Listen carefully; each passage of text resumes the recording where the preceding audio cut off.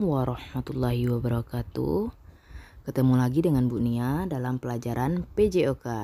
Kali ini kita akan mempelajari materi tentang atletik. Yuk langsung aja kita simak semuanya.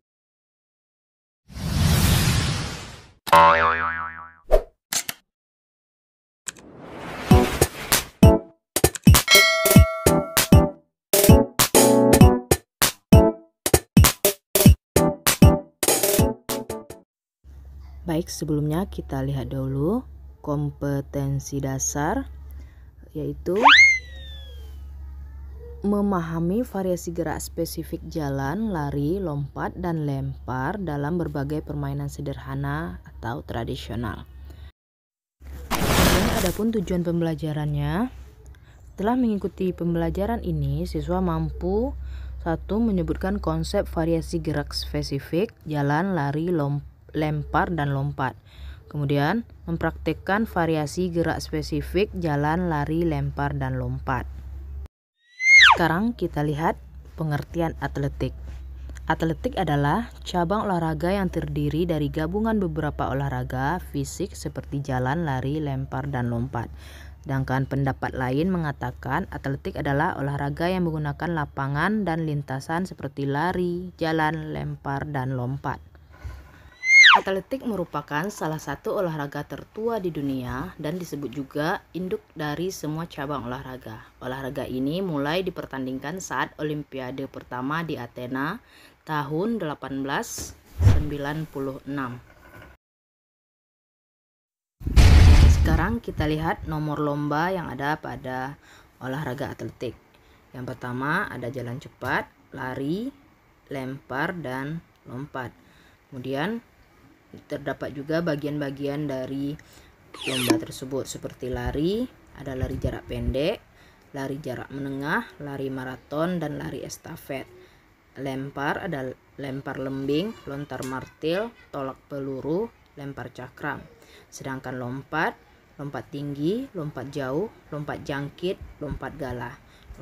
Untuk jalan cepat sendiri hanya ada satu cabang lomba. Baik anak-anak, sekarang kita akan mempelajari beberapa cabang lomba yang ada pada olahraga atletik tersebut. Yang pertama adalah jalan cepat. Kita lihat dulu pengertian jalan cepat. Jalan cepat adalah gerak yang berjalan dengan melangkah ke depan secara terus-menerus tanpa adanya hubungan yang terputus dengan di atas tanah. Dalam jalan cepat, gerakan jalan harus cepat. Posisi salah satu kaki atlet harus selalu menyentuh tanah dan posisi tumpuan haruslah lurus. Nah, di sini bisa kita lihat perbedaan antara jalan cepat dan lari. Di mana jalan cepat salah satu kaki harus terus menyentuh tanah, sementara di lari itu ada yang namanya fase melayang di mana tubuh tidak berada lagi di tanah. Bisa kita lihat ya anak-anak. Sekarang kita lihat gerak spesifik jalan cepat. Yang pertama, gerak spesifik kaki, di mana terdapat beberapa fase. Yang pertama, fase tumpuan dua kaki, fase tarikan, fase relaksasi, dan terakhir ada fase dorongan. Bisa dilihat di gambar ini.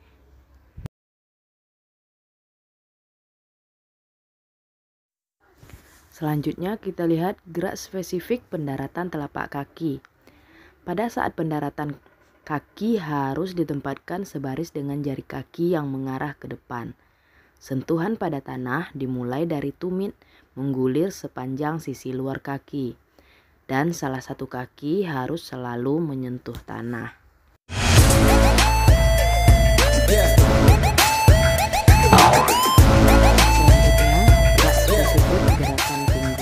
Tujuan penggerakan pinggul adalah untuk menempatkan kaki dan panjang langkah secara optimum.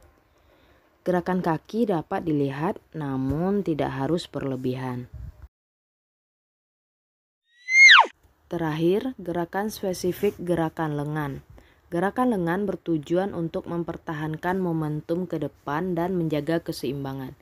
Saat lengan digerakkan, badan bagian atas harus tetap rileks, bahu turun untuk memberikan keseimbangan turunnya. Perlu diketahui juga nomor lomba yang diperlombakan pada cabang jalan cepat, yaitu untuk putra 20.000 meter dan 50.000 meter, sedangkan untuk putri 10.000 meter. Baik anak-anak, sekarang kita bahas tentang lari jarak pendek.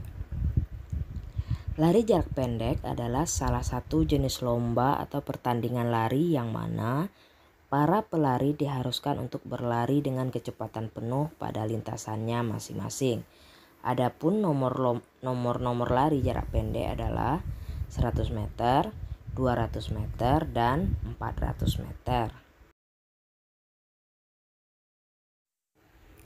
Star yang digunakan pada lari jarak pendek adalah star jongkok.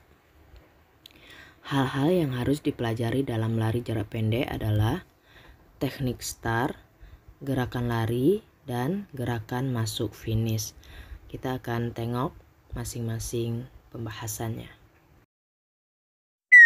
Gerak spesifik start jongkok.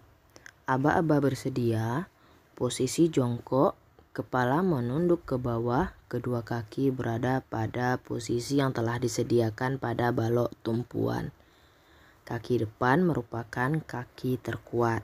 Nah, di sini kita bisa lihat contoh pada saat awal melakukan start jongkok, yaitu ketika aba-aba bersedia.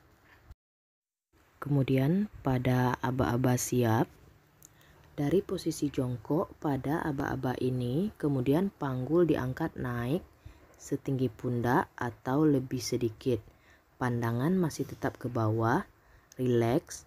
Tangan dan siku pada posisi lurus, berat badan ditumpukan di bagian depan, konsentrasi untuk mendengarkan aba-aba berikutnya. Selanjutnya kita lihat pada aba-aba ya. Mulai berlari, kaki depan melakukan tolakan sekuat mungkin bersamaan dengan pandangan lurus dan fokus pada lintasan untuk berlari sekencang-kencangnya. Kemudian sangat perlu dipahami ketika langkah setelah melakukan awalan. Biasanya langkah pada lari jarak pendek ini adalah panjang. Namun setelah awalan atau beberapa langkah setelah awalan itu kita tidak boleh melakukan langkah panjang karena posisi tubuh yang pada saat start itu condong, ketika kita paksakan untuk melakukan langkah panjang itu akan beresiko terjadi kegagalan pada sprinter, misalnya akan jatuh di awal-awal setelah start.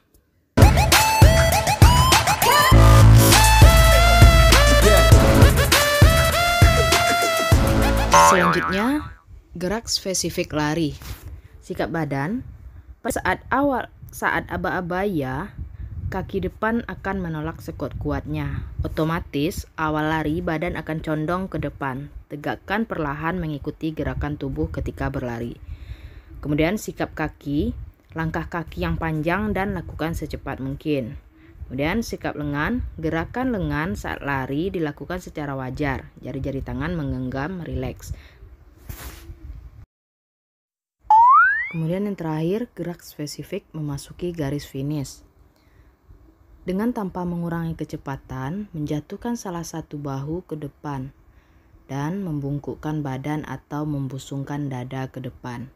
Nah, itulah tadi 3 gerak spesifik yang harus ada dalam lari jarak pendek. Sekarang kita masuk pada materi yang ketiga pada olahraga atletik, yaitu lompat jauh. Lompat jauh adalah jenis olahraga atletik yang membutuhkan kecepatan, ketangkasan, dan kekuatan seorang atlet untuk melompat sejauh mungkin dari titik lepas landas atau garis lompat, kemudian melayang di udara dan mendarat sejauh-jauhnya dalam bak pasir. Jumper atau pelompat biasanya akan mengambil ancang-ancang sejauh 30 meter atau 100 kaki dari garis lompat. Kemudian mempercepat langkah kakinya sampai kecepatan maksimum sebelum melakukan tolakan dengan satu kaki sedekat mungkin dari tepian garis lompat. Sekarang kita lihat 3 gaya yang biasanya digunakan dalam lompat jauh. Yang pertama gaya jongkok atau ortodok, yang kedua gaya menggantung atau skeneper, 3 gaya berjalan, walking in the air.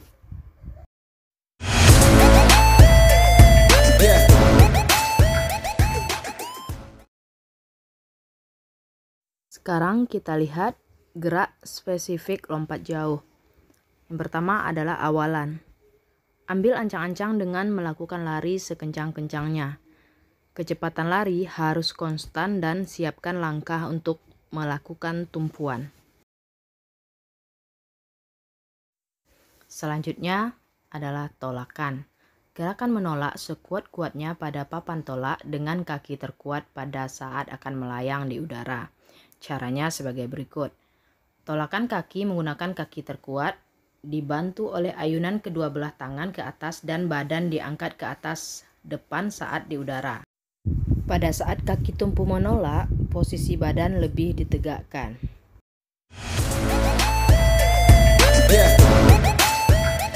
Kemudian gerak spesifik ketika badan saat berada di udara. Ketika posisi tubuh melayang, gerakan kaki seperti berjalan. Hal ini akan mempermudah dan memperluas jarak pendaratan. Selanjutnya, yang terakhir, sikap badan ketika mendarat. Si pelompat harus mengusahakan mendarat dengan sebaik-baiknya. Jangan sampai badan atau tangan jatuh ke belakang. Pendaratan yang baik adalah ketika mendarat dengan kedua kaki agak rapat, lutut dibengkokkan. Mendarat menggunakan telapak kaki, tangan lurus ke depan dan badan condong ke depan.